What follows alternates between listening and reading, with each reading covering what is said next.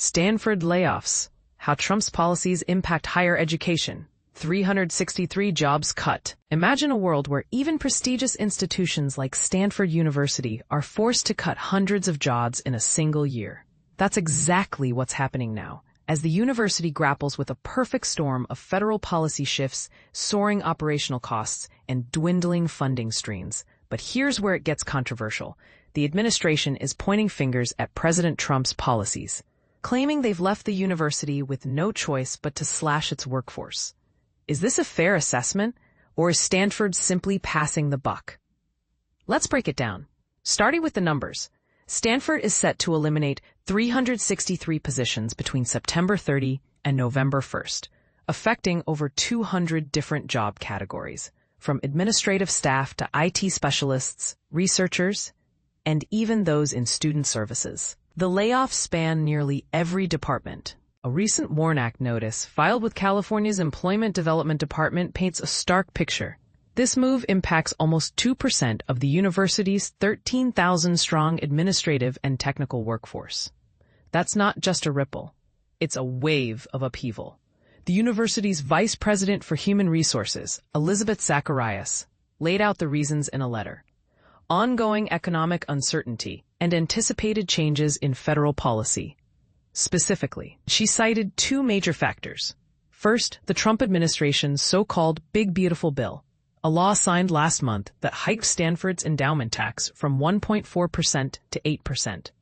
This alone is projected to cost the university $750 million annually, a staggering sum that could cripple financial aid programs, which rely heavily on endowment funds. Second, federal research grants from agencies like the National Institutes of Health and the National Science Foundation have been slashed or delayed, leaving labs and projects in limbo. And this is the part most people miss.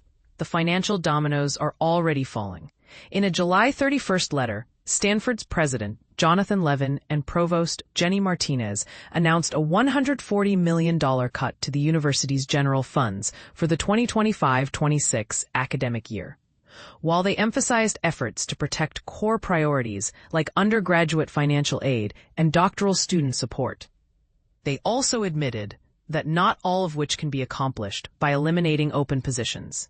In simpler terms, some staff will lose their jobs, and others will likely see their roles shrink or shift. The university has also warned that more layoffs could follow if financial conditions worsen. But here's the rub. Is this crisis entirely the result of federal policies, or are there other factors at play? Critics might argue that Stanford's own spending habits or reliance on volatile funding sources could be to blame. What do you think? Should universities like Stanford be held accountable for their financial planning? Or is the government's role in this situation the real issue? As the dust settles, one thing is clear. The ripple effects of these cuts will be felt far beyond the university's walls. Financial aid for students, research breakthroughs, and even the local economy could take a hit.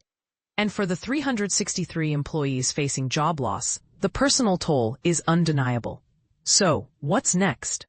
Will Stanford find a way to adapt, or will this mark the beginning of a deeper crisis in higher education?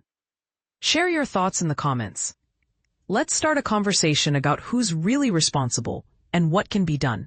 Stanford University layoffs. 363 jobs cut amid federal policy changes. In a shocking move, Stanford University has announced plans to eliminate 363 jobs this fall, beginning at the end of September.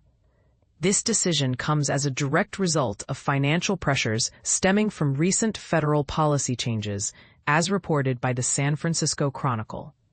The university's financial woes have been compounded by a challenging fiscal environment, largely shaped by shifts in federal policies impacting higher education. But here's where it gets controversial. Despite being one of the wealthiest institutions in the U.S., with an endowment valued at $37.6 billion earlier this year, Stanford is not alone in making. Stanford University lays off over 360 employees due to Trump policies. The world of higher education is currently undergoing a seismic shift. And at the center of this storm are allegations that political policies are directly influencing university funding and staffing decisions. Stanford University has recently announced it laid off over 360 employees, citing budget restrictions believed to be linked to federal government policies enacted during Donald Trump's presidency. But here's where it gets controversial. These policies are seen by many as part of a broader government effort to manipulate or suppress academic programs linked to certain political stances. Stanford, located in the heart of California, revealed that it plans to cut approximately $140 million from its upcoming year's budget. The university attributed these austerity measures to a difficult financial environment, much of which they say stems from changes in federal policies impacting higher education funding. The layoffs, affecting numerous departments, are part of a wider effort to ensure the university's financial health in a challenging fiscal climate. The backdrop to this situation is the Trump administration's aggressive stance on university funding. It has issued threats to withhold federal grants from institutions that do not align with its political priorities. These priorities include contentious issues such as pro-Palestinian protests related to Israel's war in Gaza, climate change initiatives, policies affecting transgender individuals, and broader diversity, equity, and inclusion programs. Adding fuel to the fire, the government recently froze over $330 million in federal funds designated for UCLA after accusing the university of failing to prevent a hostile environment for Jewish and Israeli students following campus demonstrations linked to the Gaza conflict. UCLA officials are reportedly negotiating with federal authorities to resolve the matter. This pattern isn't isolated. Other prestigious institutions like Columbia and Brown universities have already settled with the government over similar probes. Columbia paid upwards of $220 million, and Brown committed to a $50 million settlement. Talks are still ongoing with Harvard University. Critics argue that these government actions threaten academic freedom and the open exchange of ideas, foundational principles that many believe should remain protected regardless of political climate. The Trump administration contends that some universities have permitted acts of anti-Semitism during protests and that the protests themselves are sometimes linked to anti-Israel sentiment, which the government equates with extremism or intolerance.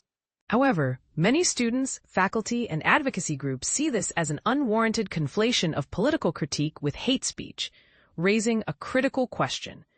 Are these federal policies safeguarding certain ideological boundaries, or are they silencing dissenting voices under the guise of maintaining order?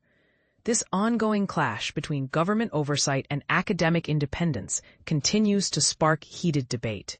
Should universities be considered immune from political pressures, or do they inevitably become battlegrounds for broader ideological conflicts?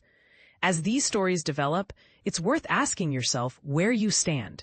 Do these federal actions serve a protective function, or do they threaten the core principles of free thought? Share your take in the comments. Are we witnessing necessary oversight or creeping censorship?